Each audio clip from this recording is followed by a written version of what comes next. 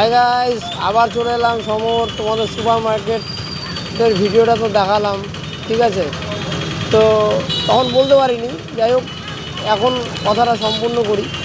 আসলে বন্ধু, ব্যাপারটা একটু কেমন যেন দুঃখ দুঃখ লাগে যখন কোনো দোকান সামনে যাই, দোকানের সামনে আর কি, যে দাদা আপনাদের ধূপকাঠি লাগবে, তখন মনে করে কি যে কিছু মনে হয় চাইতে আসছি ওদের কাছ থেকে, কোনো সাহায্যের জন্য মনে হয় আসছি। আরে না ভাই, আমরা কিছু জিনিস তোমাদের প্রয়োজনীয় জিনিস দেব, যদি তোমাদের লাগে তবে দেব, তারপরেই তোমাদের কাছ থেকে যে টাকাটা উঠবে সেখান থেকে হয়তো বা একদম অল্প কিছু হয়তো আমরা পাবো আর কি।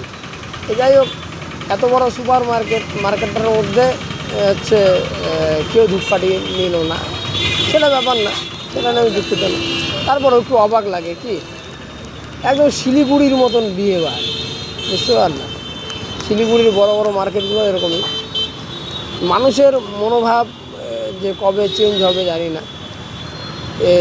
এটা হচ্ছে অন্যান্য রাজ্যে যেরকম নেই, হ্যাঁ, বা আমাদের এদিকে কলকাতার দিকে যাও এতটা নেই আর কি। নর্থ বেঙ্গলেই যা পাবে আর কি, একটু একটু এরকম, মানে যারা দেখতে পারে না এদেরকে নিয়ে মানে নেগেটিভ ভাবনা চিন্তা, এরকম অন্যান্য দিকে নাই আর কি। মানে মুদ্রা কথা হচ্ছে শিক্ষিত রাজ্য বা শিক্ষিত শহরে এইসব নেই, হ্যাঁ। তো ঠিক আছে, ভালো থেকো সবাই।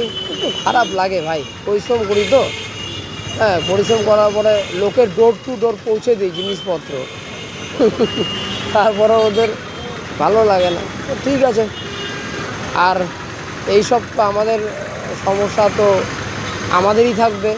তোমাদের কাছে শেয়ার করি কেন বলো তো, ভালো লাগে, তোমরা বন্ধু, ঠিক আছে, ফেসবুকে সবাই ফ্রেন্ড, তোমাদের সাথে শেয়ার করি, ভালো লাগে। ঠিক আছে, ভালো থেকো সবাই, বাই।